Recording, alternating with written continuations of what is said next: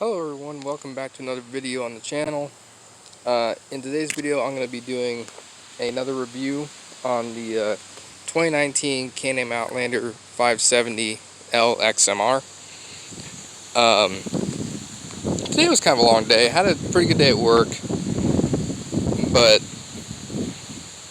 I got a call in the middle of the day. Finally got my cover for my speedometer, which is again off of a 2017 Can-Am Outlander 1000 XMR. These were kind of a pain because the rivets are really big on these, but it's okay, it's solid, it works. Don't have to duct tape it anymore, so we're good on that. So now we can do a full review because this thing is basically done now. Don't really have anything else left to add to it. The only thing I was thinking about adding to it that I might add before winter shows up is the open footboards, because this, having mud caked up in this, is very hindering and it's kind of annoying. But other than that, it does pretty good. So let's go ahead and start front to back. We got the custom rad cover.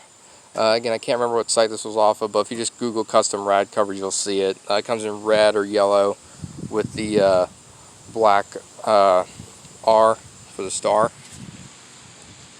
We got our 3,500 pound quad boss winch, which was about $270. This is the pro version, I guess. It seemed kind of standard for me because I didn't really get any other options. It comes with a synthetic winch line, which is a godsend. The aluminum Haas Fairlead. I added the winch bumper. This is not a very good winch bumpers, but you can get better ones at your dealer. Nice solid tow hook. This is the same exact winch off of the Honda Foreman, the red ATV. Still haven't gotten the LED headlights in yet, but that's one other thing I gotta do. That's okay though. We got our custom shifter. I'm thinking about swapping this out for the RJWC one because it's a little bit bigger, and this one only just says like 500 V-twin, which is a 570. Not that big of a deal, but you know. And then we have our handguard from PowerMad. I've always liked the PowerMad handguards. They just seem like they're the perfect type. And to me, honestly, they look better than the Can-Am ones. I just don't like them. Even if you don't have the full wrap, which to me looks even worse than, We have our Pro Speedometer off of the Can-Am Outlander 1000 XMR, along with the cover. And it works very well. It works like a charm. I decided to leave it on kilometers, honestly, because of how the dial is over here. Sorry about the glare. Just so I can see the dial move more. That's really stupid, but just a personal preference thing. We got our aluminum tampered handlebars. Someone asked me where I got these from. You can get these straight from Can-Am. This is the one I bought off their website, and I also bought the mud strap along with it. And I took off the little Can-Am pad in the center because A, I don't like the way it looks, and B, it kind of covers the gauge a little bit, so I didn't like that. And about the hand grips, I actually don't know where these came from, but there you go, they're Pro Tamper, so you can probably just get it from them. Really nice grips. The funny part is that I actually didn't specifically get these grips. These grips came from the dealer, because when they went to put on the handlebars after they were fixing my ECU, it didn't come with grips, and for some stupid reason I didn't register that in my mind, so I just told them to just find a pair of grips that match it the best you can, just throw them on, and we'll just go with that. We have our RJWC custom gas cap, and underneath the seat we also have, got it clean by the way, we have our custom RJWC, or not custom, but we have the air cover, and this thing is awesome. This is just absolutely amazing, and so is this gas cap. Just keeps water out of my air box and keeps it out of my gas. And we do have a HMF fuel optimizer. Someone asked what type of optimizer I have. Both the optimizer and the exhaust is both HMF, so go with that. Let's slide this back on. I like being able to take that apart with one hand. It's nice. I think that's it for this side. Towards the back, we got a couple things. We have the HMF Performance Series exhaust. I'll be completely honest with you, I don't particularly like this exhaust very well. I love the way it sounds, right? I love the way it sounds, but because it's pointing out towards the tire, a lot of mud and stuff flies up into here and gets on the spark arrestor, or yeah, the spark suppressor, and it cakes up a lot. I've had to clean this thing out at least like 2 or 3 times on one ride, and it's just kind of ridiculous. We also have the, I don't know if you can see it in there or not, probably not, but we also have the quiet core in there right now. Because I took it down to Germantown. I don't want it to be super loud down there, because that trail is close to some residential areas. We have the UTV Tiger Tail. I use this literally every single time I go out on a ride, and this thing is just absolutely insane, and it's just awesome, super durable, and I have it mounted properly this time compared to what I had last time. If I can actually grab a clip from that, I'll throw it in the video, but if not, it's whatever. Then we also have the, this is off of a, I believe it was off of a 2016 Outlander, like 650 or something.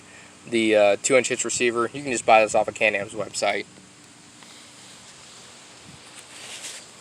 So we have that. And then we also have our, I don't really take the cover off, but we have our CV Tech primary. Completely stock CV Tech primary, stock weights. I might go a little bit heavier weights, but for right now, it does pretty good. It does wheelies from flat ground. I weigh about 120 pounds, and it's just amazing. And on concrete, I can do wheelies with it. I can't quite pull it up on dirt, but I know someone who's strong can. So, let's go over some of the gauges features, because I know someone asked about this. I love that startup. I love it so much. So we still got the stock message. We're going to get that changed eventually. So we have M, not sure what this means, and we can switch this from RPMs to kilometers. Same goes down here. We can change this from kilometers, RPMs. And then I believe you hold on this one to change the clock. And you just press S to cycle through your bottom things right here. So it's been 1.6 kilometers, and that's your trip A, and that's your trip B. We have our 34 hours on it. This is from when the ECU was actually changed. So this is basically, I lost all of my mileage, kilometers, and I lost my hours. So I lost everything. And then, yeah, it's my hour trip meter. So I think that's 20 minutes. So yeah, there's all that, and then we'll do a quick startup for the quiet core.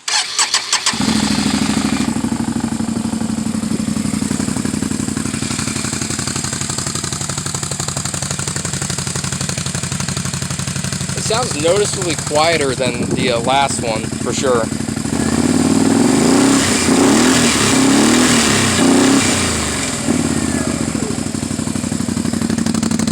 I like the quiet core a lot. It makes this thing just so much quieter, and it still has that growl to it.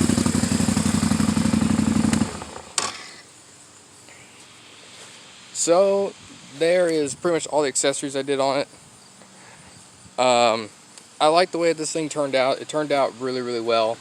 Very powerful machine for my liking. I know I'm a very light person, but it does me absolute wonders. So let's start off with the likes that I like about it. I really like the back shocks. I like them a lot. They kind of squat going up hills, but like I said, I'm super light, so that's usually never actually a problem. I like the low end torque of it, and I love the power in high range. Oh my god. Compared to my 450, this thing feels so much better. The problem I had with the 450 is either I drove it around in low range a lot, which low range was kind of slow on it, or I had to shift into high range every 5 seconds of my life. And that was just completely frustrating and just absolutely annoying. I love that. I love the Mega Mayhems. I hate the fact that these are not really 28s. They say that they're 28s on here somewhere. There you go. 28.9.12 in the front and 28.11 by 12 in the rear. Not true 28s, 26.5 if you measure them. And that's at the correct tire pressure. So that's a little annoying, but they grip so well and they do pretty much everything well. The only thing they don't do very well is they don't do well on flat roads or flat dirt paths, or especially concrete, because it rides very, very rough. And I mean, you could feel the vibration, it's bad. And then it doesn't do well in sand because it digs all the way to the bottom and it'll just sink. So, yeah, it doesn't do well in the sand pit. So there's that. And one other thing I really like, now this is stupid, but trust me, I like it, is the storage. You don't get these with the normal Outlander, I'm serious. This storage compartment right here, and it is, people tell you it's not watertight. Now, the reason why this is muddy is because I actually dropped this in the mud, so it's not that big of a deal. But, because when you open this, sometimes a little bit of mud gets through. But I promise you, for me, this, I have to say it's waterproof. People say it's not, but I have to say it is. Because when I went through the sand pit, that whole back end was underwater, and it was fine. So I think, maybe it's water resistant and I just got lucky, but I feel like it's waterproof. I do. I like how light it is. It's very light and nimble. I can push it around for the most part, so it does a really good job at that. And that's about it. So, dislikes. I really hate the front shocks. These front shocks are absolutely terrible. I'm sorry, but they're just not good whatsoever. They bottom out on literally everything, and this thing dives really hard in the corners. Once you get rid of the front shocks, or if you put a spring spacer on the shocks, then that should fix the problem. But I don't like that. That's just my opinion. So I don't like that. But other than that, honestly, there's really not much to dislike about it. I would count the HMF exhaust, but that's something that I did to it. So that's pretty much the only thing I don't like about it. I would say power, but honestly, I don't think that's a dislike because it's got enough power for what it is, and that CV Tech primary really does wonders. All around, it's a pretty good bike, and if I were to rate its reliability scale right now, I would say it's about a 7 out of 10. Honestly, it's actually pretty reliable. I'm not gonna lie. Honestly, I'm not gonna speak on behalf of all Can-Ams because I'm not a Can-Am guy. Honestly, I'm a Honda, despite the fact that this is my second Can-Am. However, for the Outlander L 570 XMR, really reliable bike. I do. I believe it's one of the more reliable Can-Ams, in my honest opinion. And it'll take you pretty much anywhere you want to go.